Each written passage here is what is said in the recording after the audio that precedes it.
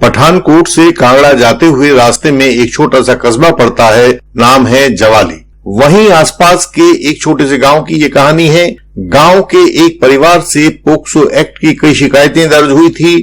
गांव के कई युवक पिछले 2 सालों से इन शिकायतों के शिकार बने थे। प्रोसिक्यूट्रिक्स के परिवार का कहना था कि वे अनुसूचित जनजाति से हैं, अतः गांव के पैसे वाले लोग उनका शोषण करते हैं, जबकि गांव वालों का कहना था कि प्रोसिक्यूट्रिक्स का पिता पैसे के लिए यह सब अपनी मासूम बच्ची के गलत इस्तेमाल के द्वारा करवा रहा है। खैर, दोनों तरफ से केवल बातें थी, अभी तक किसी कोर्ट में कुछ साबित नहीं हुआ था।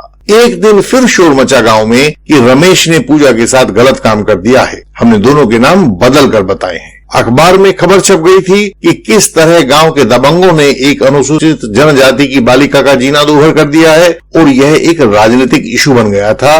पुलिस हरकत में आ गई थी।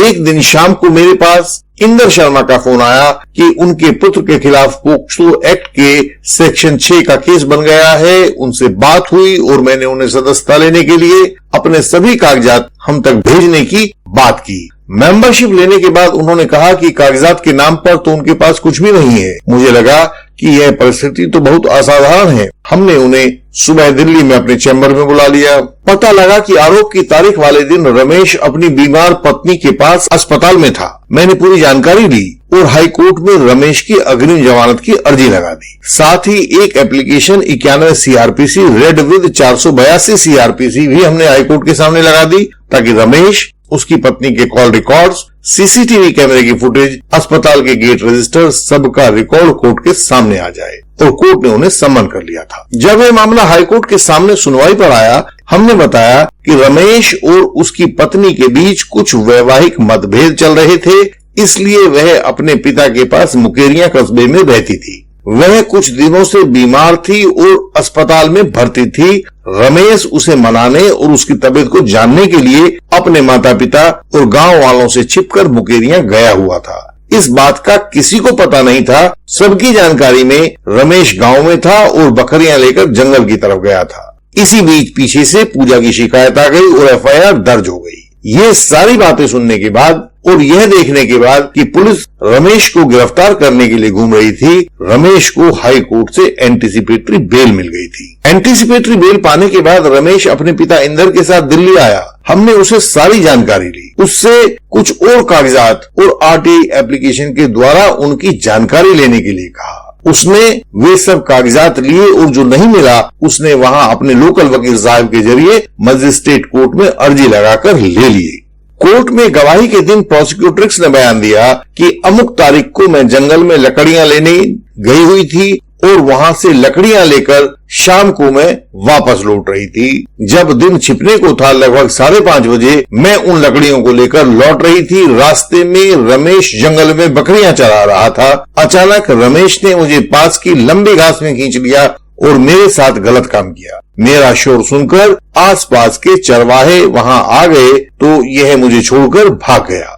उस प्रोसिक्यूट्रिक्स का क्रॉस करने के लिए हमने युवा साथी अभिषेक को वहां भेजा। अभिषेक बहुत मेहनती डिफेंस काउंसिल है, उन्होंने केस को भली प्रकार तैयार कर लिया था। डिफेंस काउंसिल ने पूजा से कहा, पूजा जी, अभी आपको एक छोटी सी वीडियो क्लिप दिखाई जाएगी। आपको उसमें यह बताना है कि वह किसकी आकृति है, उसमें कौन दिखाई दे रहा है। कोर्ट की परमिशन से अस्पताल की वीडियो फुटेज चलाई गई। रमेश अस्पताल में प्रवेश कर रहा था। पूजा से आकृति पहचानने के लिए कहा गया तो उसने कहा कि यही तो रमेश है। वीडियो को कोर्ट रिकॉर्ड पर एग्जिबिट करवा दिया गया। यहाँ आप देखिएगा कि कई बार गवाह चालाकी करके यह भी कह देता है कि पता नहीं कौन है। तब तो सारा केस आपके हक में हो ही जाता है, क्योंकि यदि प्रोसिक्यूट्रिक्स उस आरोपी को पहचानती भी नहीं है तो आरोप खुद ब खुद झूठा साबित हो जाता है। खैर, ये जो एडवोकेट व्यूअर्स हैं उनके लिए था। दोबारा क्रॉस एग्जामिनेशन पर आते हैं। डिफेंस काउंसिल ने पूजा को एक फोटो दिखाया। बताओ ये कौन है? वह बोली, ये तो रमेश की औरत होती थी पहले। वकील साहब ने पूछा, पहले का क्या मतलब है? तो पूजा बोली, अब उनने इसको छोड़ दिया है, साल भर से तो वो ना है यहाँ गाँव में। तो क्या आप गाँव में सब निवासियों को जानती हो? वकील साहब ने पूछा। तो पूजा बोली, 15-20 तो घर है, सब एक दूसरे को जानते हैं। डिफेंस काउंसिल ने रहस्य खोलने शुरू कर दिए। उन्होंने पूछा, रमेश की औरत आजकल कहाँ रहती है? पूजा बोली, अपने मैके चली गई है मुकेरिया में, वहीं पे रहती है वो आजकल।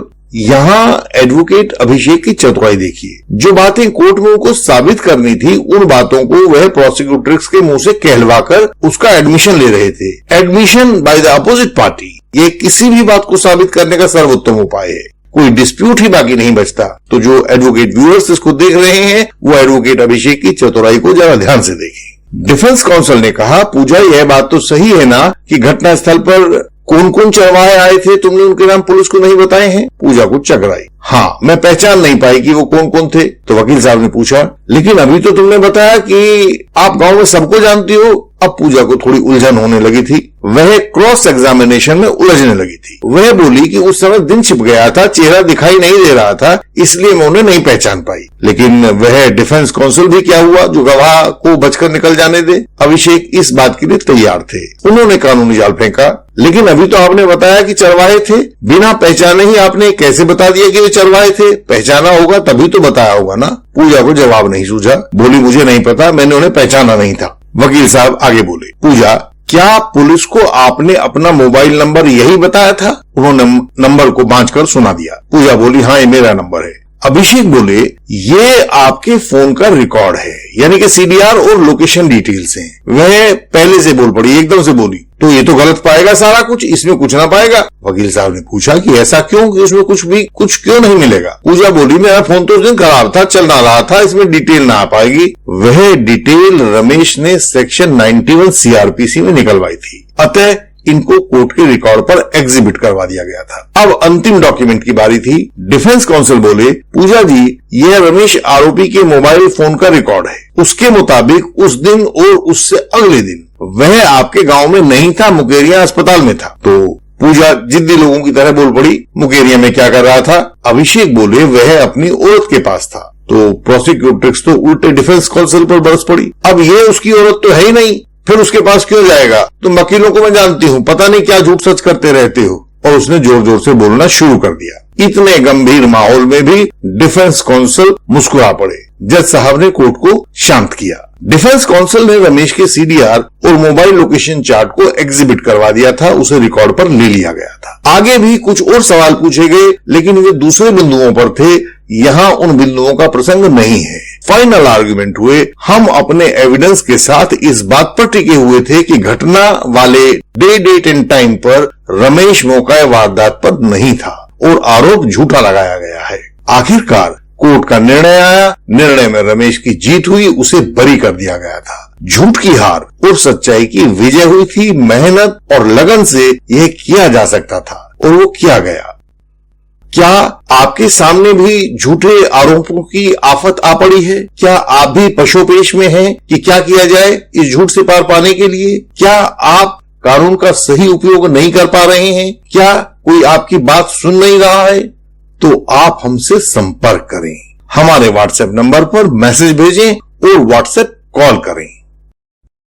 आज ऐसे अनेक लोग हैं जो झूठे आरोपों के लग जाने से निराश हो चुके हैं। हम उनके मन में आशा की किरणें पैदा करना चाहते हैं। हम उनके सम्मान को लौटाना चाहते हैं। झूठे आरोप लगाना बहुत आसान है। कोई भी किसी भी मुकदमे में झूठे आरोप लगा सकता है। रेप का झूठा आरोप लगा सकता है, शादी के बहाने रेप का झूठा आरोप लगा सकता है, 498 आईपीसी का झूठा आरोप लगा सकता है, घरेलू हिंसा या डोमेस्टिक वायलेंस का झूठा आरोप लगा सकता है। ये सब कानून के दुरुपयोग हैं और अनेक महिलाएं आजकल इस तरह कानूनों का दुरुपयोग करती पाई जा रही हैं। अदालतों ने भी इस बात को महसूस करना शुरू कर दिया है और उसे अपने फैसले में नोट भी करना शुरू कर दिया है। झूठे आरोपों की एक मुश्किल यह होती है कि उसे लगाया तो आसानी से जा सकता है, लेकिन उसे साबित नहीं किया जा सकता। यदि सही ढंग से आरोप लगाने वाले का क्रॉस एग्जामिनेशन किया जाए तो झूठ अपने आप फूट फूट कर बाहर निकलने लगता है।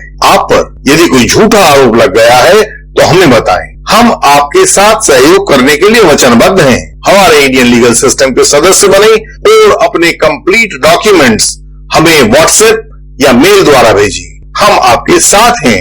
हमारी संस्था के सदस्य बने। जरूरी हुआ तो हम आपके लिए आपके एडवोकेट साहब के लिए क्रॉस एग्जामिनेशन को तैयार करके आप तक भेज देंगे, ताकि आपके लोकल एडवोकेट जब प्रोसिक्यूटर्स का क्रॉस एग्जामिनेशन कर रहे हो तो उन्हें उसमें सहायता मिले और झूठी प्रोसिक्यूटर्स को कोर्ट में बच निकलने का कोई मौका नहीं मिले।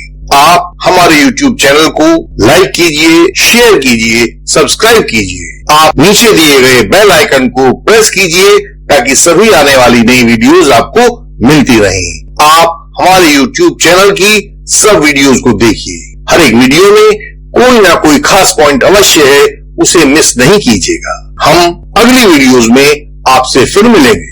तब तक के लिए प्रणाम।